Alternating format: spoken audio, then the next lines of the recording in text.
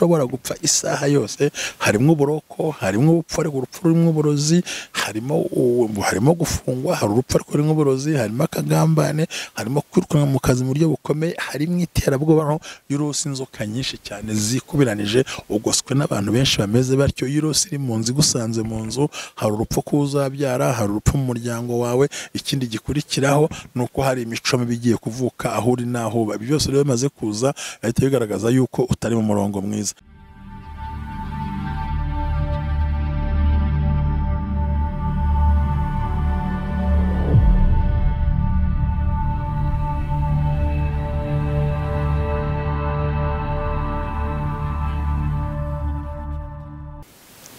Murakoze cyane rero nshuti z'Imana, abakunzi bacu, nabo twishimira, abo tubana, n'abakurikiye mwabyo mwakoze. Imana ibambe umugisha cyane aho mwatumweretse yuko muri mukurikirana ku bijyanye n'umwuka w'ibikeri, aho navuze ngo ntagahana igikeri cyaza hataba inzoka, byo twarabiganiye kandi mu buryo burambuye. Nagira ngo uyu munsi ngaruke ku kintu cyitwa inzoka nyirizina. Ese koko inzozi z'inzoka isobanura iki? Nubwo nagiye mbibabwira kenshi, ariko ndagira ngo uyu munsi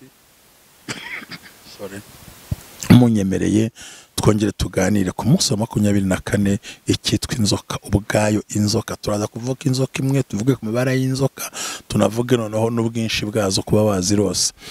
Murakoze cyane rero, muri kumwe n'umwe bw'abera ministries, aho dukomeze gushima ibikorwa byanyu byiza, mutwereka ko mukora comment, baca mu gikari, abahamagara, abatubaza ibibazo bitandukanye. Imana ibamera umugisha. Harabo ntarasubiza, murabyumva neza, sindabasubiza bamwe, hari nabwo ngo ni byiza ko muca mu gikari nkabasubiza ntacyo bintwaye. Imana ibamera umugisha. Tugende dusenga Imana. Mana data twese uhoraho, uwera wa Isiraheli, Imana y'amahoro, turagushimye kumwe natwe kuri munsi 24. Nyemerera ubane n'ubwoko bwawe, ufashe abantu bawe, bane nabo, komezanye nabo kandi ubarinde muri byose, kandi Kristo beringa bakingira ku Yesu Kristo umwami wacu, amen. Murakoze cyane rero, nkuko twarimo tuganira ku bumwe bw'abera ministries, aho tugeze ku munsi wa 24, aho turimo tureba cyane icyo twita inzozi z'inzoka. Nigeze kubivugaho, ariko ngo kungaruka ku nzoka bishaka kuvuga icyo ubundi. Nagiye maze abwire ko ubundi inzoka ni inyamaswa yavumwe n'Imana uhereye mu itangiriro. Hanyuma rero kurota inzoka imwe, ubundi irota bisobanura ibintu byinshi. Haba hasobanura icyo twita uburozi, uburoko, kugambanirwa no kuba wakwicwa ariko biturutse mu burozi. Ibyo nagira ngo byumve neza. Gufungwa, kwicwa, akagambane, noneho n'uburozi, ariko kwicwa n'uburozi mu yandi magambo ni kinzoka ubundi isobanura. Wayirose, wayirota ihagaze, wayirota uryamye, wayirota iza hehe, ibyo bintu bimaze kurota ni bimeze.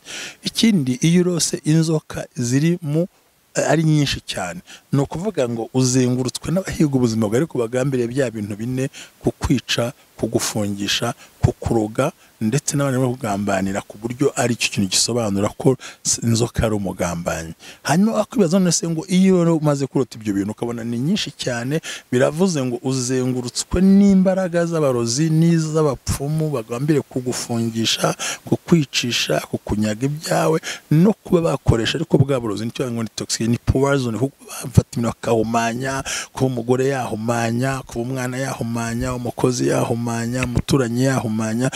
Ngo ni urupfu ariko rushorewe n'icyo kukuruga, atari urupfu rufite ngo ntugutema no kwica cyangwa kukurasa, oya, ahubwo ni urupfu rushingiye ku marozi, rushingiye ku bintu. Hanyuma iyo umuntu yicaye ari kurota, akarota inzoka mu mabara menshi atandukanye, aha naho kwitondera mu gihe uri kurota. Reka tusomeye amagambo nk'uko nagiye mbibategurira. ni ukuvuga ngo iyo uri kurota amabara atandukanye kandi anyuranye, ni ukuvuga ngo icyo bisobanura ni akuzengurutse iruhande rwe mu buzima bwawe. Bisobanura iki? Bisobanura imbaraga mbi z'ubugome zizengurutse ubuzima bwawe. Ni ukuvuga ngo iyo urose iyo nzoka muri ubwo buryo ngo twaba tubireba, ni ukuvuga ngo ukabona inzoka nyinshi, amabara menshi mu buzima bwawe bukuzengurutse, ariko bisobanura ko ari ikintu kibi cyangwa ngo gifite imbaraga, potential kibi cyane, gifite imbaraga mu kukwangiza, mu kuguhemukira, mu kugusenya, mu kuvana muri ubwo buzima rurimo. Nicyo bisobanura cyane rero. Noneho rero, ese iyo urose inzoka iri mu nzu yawe bisobanura iki? Ni ukuvuga ngo iyo urose inzoka iri mu nzu yawe bisobanura ngo hari umuntu ugiye gupfa. ariko cyane cyane igasobanura yuko hari umuntu urimo utegura urupfu mu buzima bwawe, cyangwa se ku mugore utwite ko umwana agiye kubyara azapfa. Nagira ngo ubyumve cyane. Ni ukuvuga ngo iyo urose inzoka iri mu nzu yawe, bisobanura ngo hari umuntu wo mu muryango wanyu uri hafi gupfa, cyangwa se mu bo mubana uri hafi aho ngaho, nk'ikimenyetso cy'umuntu ugiye gupfa, cyangwa se umuntu ugiye kubyara umwana agahita apfa. Ibyo nibyo ngomba kumenya.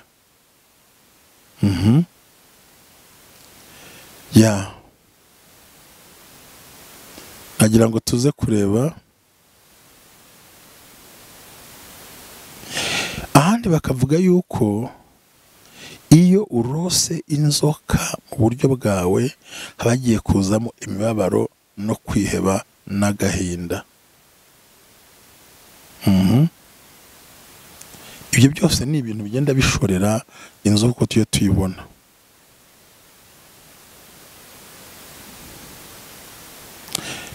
Turi kureba hano cyane. Ese koko kurota inzoka byaba ari ibintu byiza?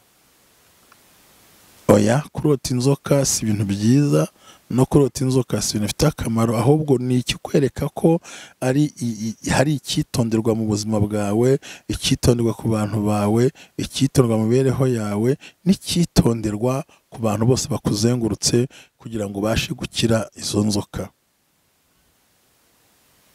Igihe rero urose inzoka iri kwirukanka cyangwa mu buryo butandukanye, bisobanura yuko ugoswe n'amakuba, ugoswe n'abarozi, ndetse ugoswe n'abantu bashaka kukwangiza by'iteka ryose, kugira ngo ute agaciro. Ibi bintu turimo turasoma ni ukugira ngo usobanukirwe icyo bita inzoka. Ubundi akenshi inzoka ikintu cya mbere igaragaza mu nzozi ku bantu benshi bayirota, ni ukuvuga ngo ni uburyo abantu bitegura kujya mu makuba, trouble, cyangwa se kwinjira mu buzima bubangamye, imibereho ibangamye, kubaho mu buryo butandukanye, kubaho uri empty, nta kintu ufite, kuba nta kintu cyiza kiri mu buzima bwawe, kuba nta gisubizo ufite na kimwe mu byo urimo utekereza. Mu kurota inzoka rero ni ikimenyetso cyerekana ko hari ibintu bishyashya bigiye kuvuka, rimwe na rimwe bizakubangamira, ndetse haba mu muco, haba no mu buzima bwawe.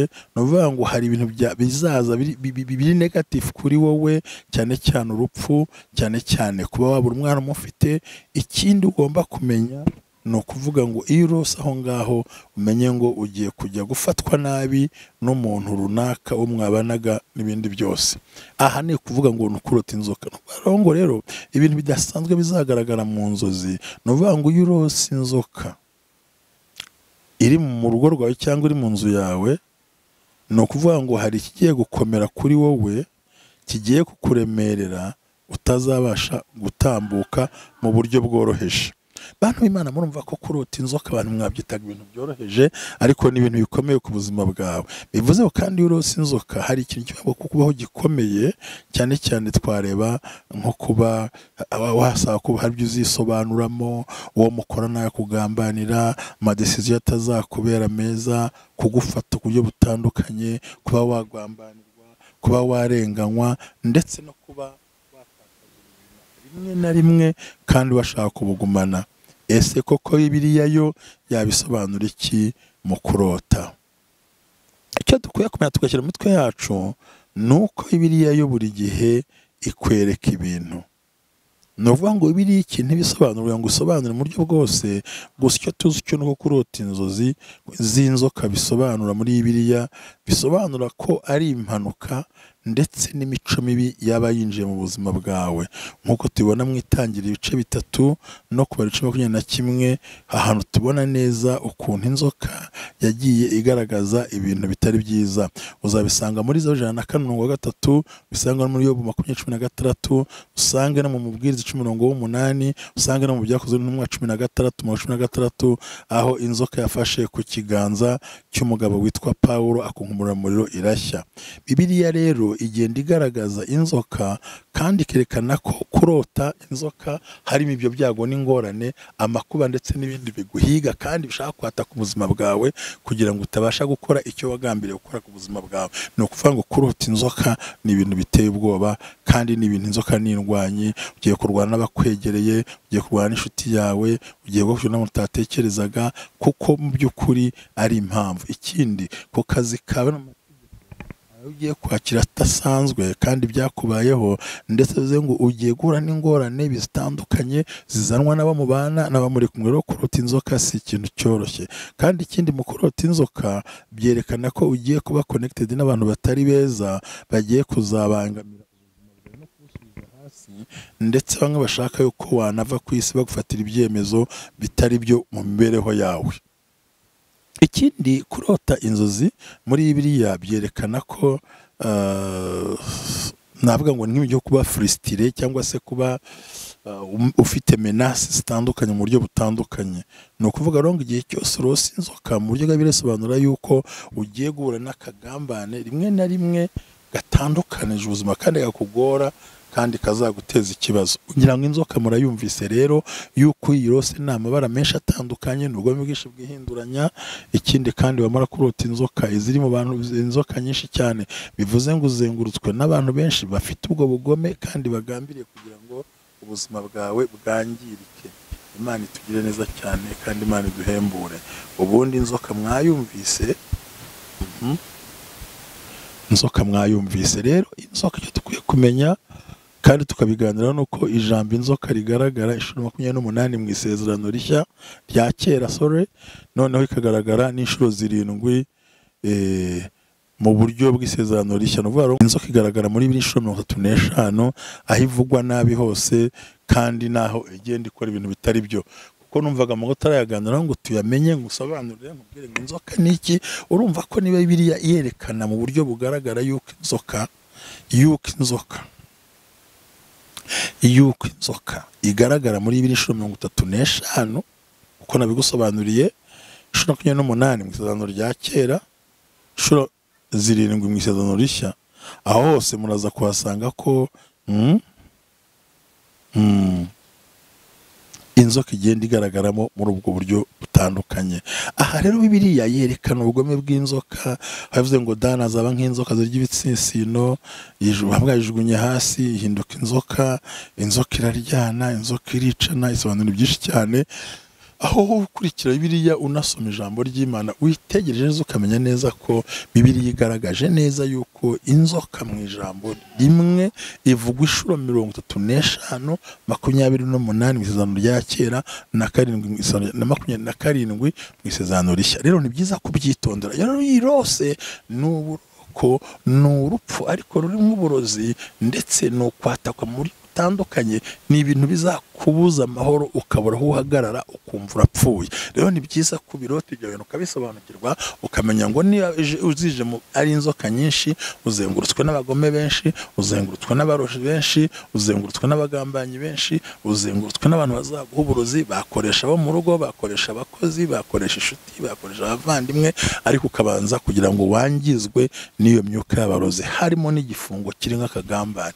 Noneho yurose amabara menshi y'inzoka atandukanye, cyangwa ukabona inzoka imwe ariko ifite amabara menshi cyane, bivuze ngo hariho kwihinduranya k'uburyarya, ugoswe n'abantu benshi bagukorera ibyo ngibyo nabo udakeka babikora. Naho yurose inzoka nyinshi ariko ukazirota ziri mu mabara menshi atandukanye, aho naho bisobanura ngo ugoswe n'abantu benshi ariko banafite amayeri menshi. Cyambere mu kazi bakugambanira, baguteza ihohoterwa, bagufata ku ngufu, harimo ubugome, harimo uburozi, harimo kwicwa ariko ukicwa n'amarozi. Muri make ugoswe n'imbaraga z'abarozi, maze ro bakwita mu kawe bikera ugasanga inzoka irakumaze, benshi irabamaze, yagutwariye umugabo, yagutwariye abana. Nabwiye ngo iyo iri mu nzu biba bisobanura iki? Bisobanura yuko mu muryango hari umuntu ugiye gupfa cyangwa se yuko hariho umwana uzavuka iyo ndikavamo, cyangwa ko hari umuco mu ugiye kwaduka mu rugo rwawe, umugabo akaba yasambana, umugore akaba yasambana, abana bakaba biba,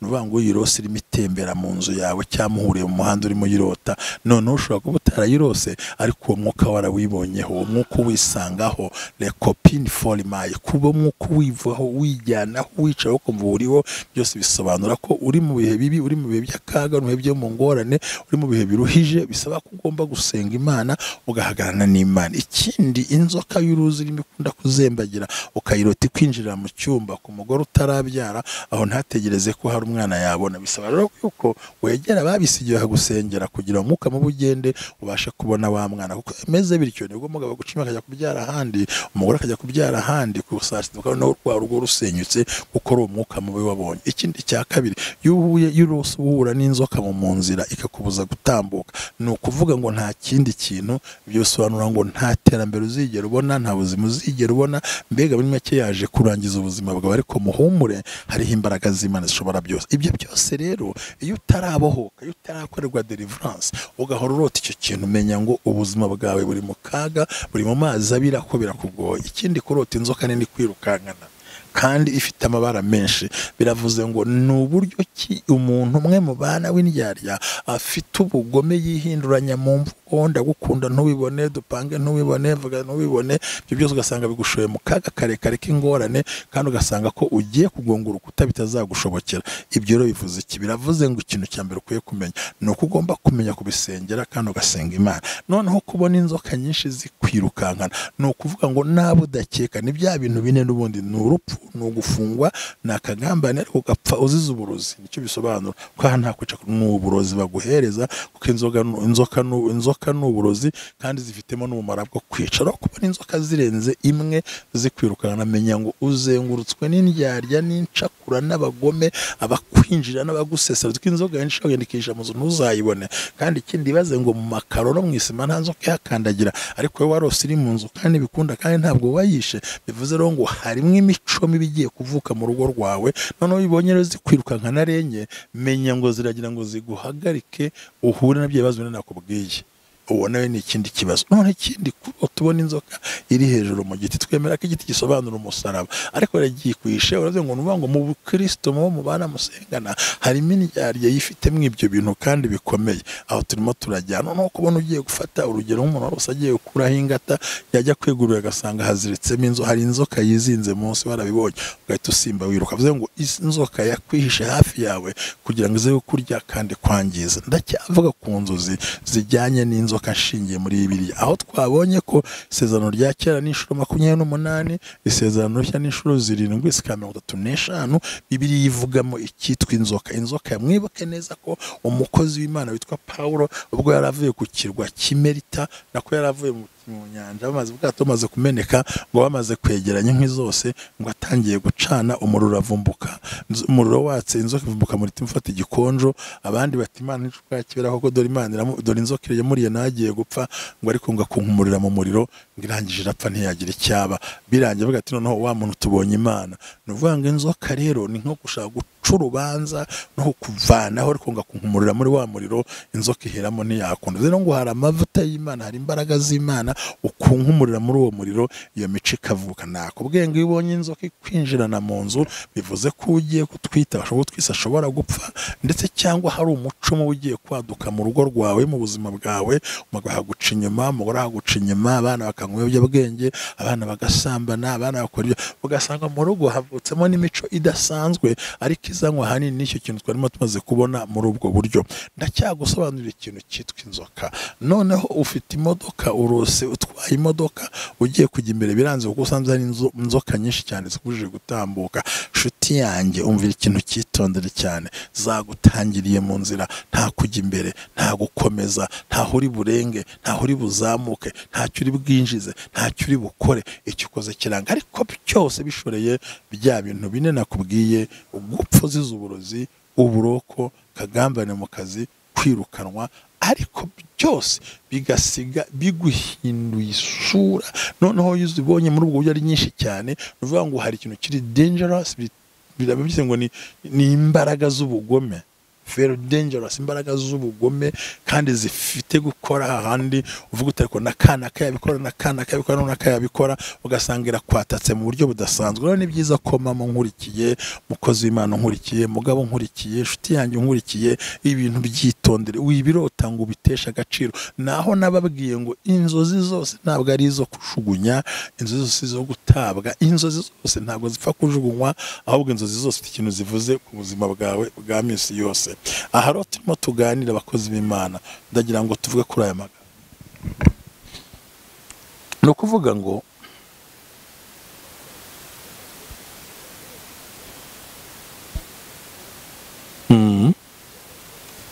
turi ku nzoka turimo turayiganiraho.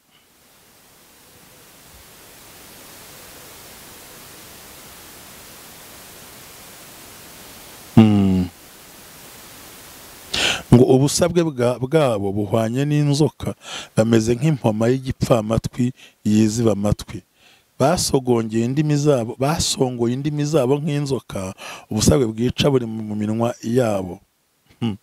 Urumva ahantu hamwe nari nsomye haravuga muri za 55 haravuga ngo ubusabwe bwabo buhwanye n'ubw'inzoka, bameze nk'impoma y'igipfamatwi yiziba amatwi. Noneho Zaburi 54:4 haravuga ngo basongoye indimi zabo nk'inzoka, ubusabwe bwica buri mu minwa yabo. Ni abantu bavugaga. Amaherezo iryana nk'inzoka igatema nk'impiri. Ucukururwa bazarugwamo kandi umena urugo inzoka izamurya. Umugombozi iyo ari we n'inzoka ntiyigombore abamaze iki? Bufilisitiya mwese nimunezerwe kuko inkoni yabavunaga ivunitse, kuko mu gishyitsi cy'inzoka hagiye kuvamo incira, kandi urubyaro rwayo ruzaba inzoka iguruka y'ubumara bukaze. Bivuze ko baragenda berekana inzoka mu buryo bukomeye, hamwe umuntu wese yagombye kwirinda agatekereza koko ibi ni ibiki, ese bimeze bite, ese bipanze bite, ese bikoze bite. Nuvuga ngo inzoka ahantu igaragara hari nk'ubumara bukaze. Rero kubankurikiye n'abakurikije ijambo ry'Imana, bakurikiranye ubumwe bw'abera ministries, mukomeze mwandike, mukomeze muduhamagare, mukomeze mutuvugishe, mukomeze murayibona. Ariko murumva ko inzoka ari ikintu gikomeye, n'umuntu yirota wese ari mu kaga gakomeye, ushobora gupfa isaha yose. Harimo uburoko, harimo ubupfu, ariko urupfu rurimo uburozi, harimo gufungwa, hari urupfu ariko rurimo uburozi, harimo akagambane, harimo kwirukanwa mu kazi mu buryo bukomeye, harimo iterabwoba y'urose. Inzoka nyinshi cyane zikubiranije, ugoswe n'abantu benshi bameze batyo. Y'urose iri mu nzu igusanze mu nzu, hari urupfu kuzabyara, hari urupfu mu muryango wawe. Ikindi gikurikiraho nuko hari imico mibi igiye kuvuka aho uri naho uba. Byose rero bimaze kuza ahita bigaragaza yuko utari mu murongo mwiza. Ndacyavugana nawe nkurikiye cyane, wowe uherereye mu majyepfo, burasirazuba, uburengera bwaryo, kugira ngo warazirose. Ikindi rero warose inzoka yapfuye. Umuntu warose inzoka yapfuye ntabwo iba yapfuye ubundi saca, ahubwo ikibazo bisa nk'iyisinzirije kandi irimo kureba. Umenye ko inzoka nta muntu irya yayibonye.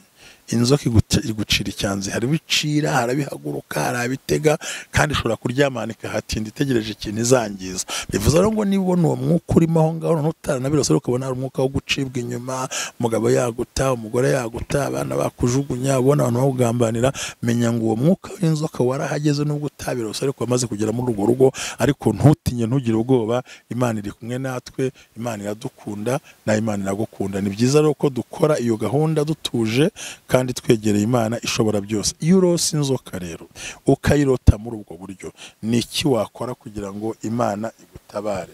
Aya ni amagambo ushaka ko tuganiraho. No kuvuga ngo nabiteguriye muri telefone kubera akazi kenshi niriwemo, ariko ntugire ikibazo, ntago bibuza kuza kubura kubyumva nubwo nabiteguriye muri kino gitabo gikomeye.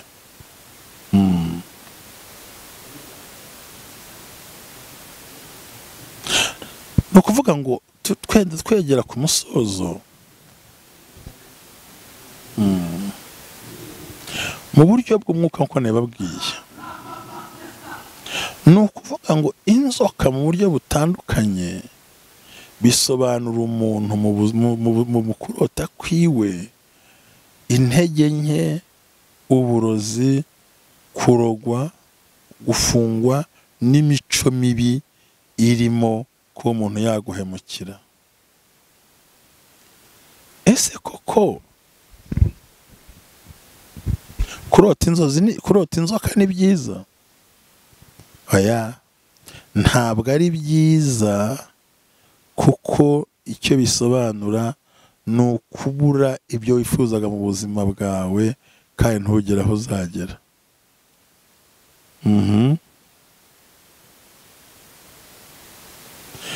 Noneho rero reka turebe, akenshi buriya mu gihe cyatambutse n'icyavuba, iyo umuntu arose inzozi nk'izo ni ikimenyetso cy'uko hari ukuva, kwigira imbere cyangwa kwigizwa hirya, kutumvwa no kutumvirwa n'abantu, ndetse ugasanga ryahinduka muri wowe ntacyo ritanze, kuko warose mu buryo bwagiye butandukana, mu nzira zitandukanye.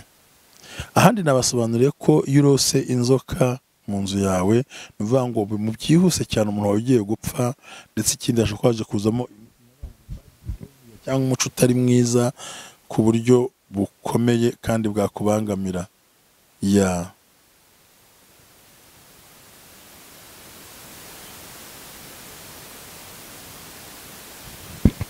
Ni ukuvuga ngo mu bintu bitatu tuza kureba bitanu, iyo iramutse igusanze mu nzu, ni ukuvuga ngo ikintu cya mbere uri bukoreho, ibintu byose bigiye kwivanga bihinduka umwanda. Ikindi, ibyo wahinze ushobora guhubuka. Ikindi, inzu yawe ishobora gusenyuka. Ikindi, ishobora kubisobanura ngo hariho kwangirika kw'ishingiro ry'ubuzima bwawe. Ikindi, kikagaragaza yuko inzoka iyo yinjiye iwawe, mbere y'uko utwita cyangwa utwise udasenze Imana, wa mwana akorana ya mico mibi.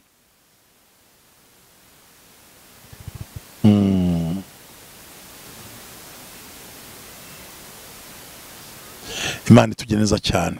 Ndumva ntamaga amaze kubona, amaze kubabwira yose.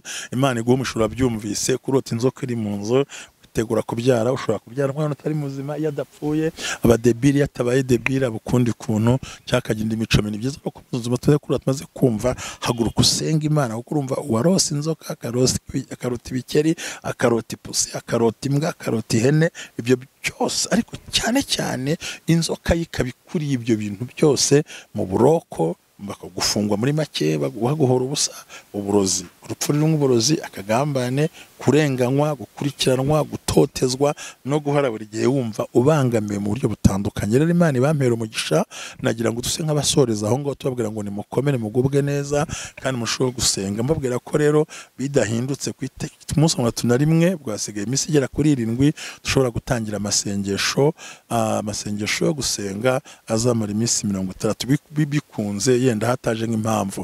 Bivuze ngo rero icyo muzakora ni kimwe, ni ukuza ugaca mu gikari, ufite nimero yanjye, ukansaba nkagushyira kuri groupe runaka, aho nzagushyiraho nzabere kubyo tuzadukora amasengesho, haba kuri Zoom bikunze, haba kuri channel bikunze, haba no mu gikari bikunze. Imana ikurinda akagambane, Imana ikurinda abarozi. Kandi ubwo mushobora kubwira ngo se nk'ubu ngubu ngo mu gihugu ndimo cya Amerika hari abarozi barimo, mu gihugu cya Canada abarozi bari muri, nkubwira abarozi bari hose, aho wicaye barahari, naho urya barahari, naho uryama barahari. Ibyo byose birahari, kandi izo zikuba uzirota nuko binahari. Kubwira ngo wirinde, umenye icyo ukora kandi wizere, usenga Imana.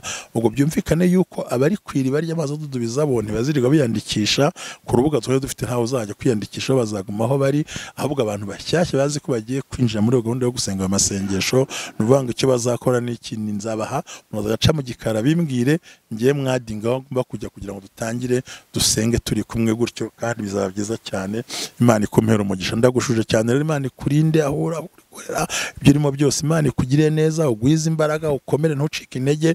Muzirikana ko igihe tuzakora iyo groupe ariko usaba ko uzaca mu gikano umbwire ngiye ngushyire aho ngomba gushyira kugira ngo ubashe gusenga. Azabanse 60 yo kubohoka, gusenya ibihome, gutwikira byose, iyo myuka mibi y'abarozi, y'abagambanyi, imyaku, imikoshi, karande, no gukubita ikintu hasi cyane, no gusenya izo mbaraga mbi. Tuzabikora kandi turimo ngo abari kwiriba ryamaze dubizabo ntago nzirwa mbandika ko baraho bari bazagumaho. Hanyuma abandi rero bashyashya bazi ko batabamo, abo bazahamagara mbereke groupe, mbereke aho mujya uciye mu gikari ku nimero wabonye aho ngaho, dutegura ko nyuma ya umunsi tumwe ntabwo tuzakora uwo murimo.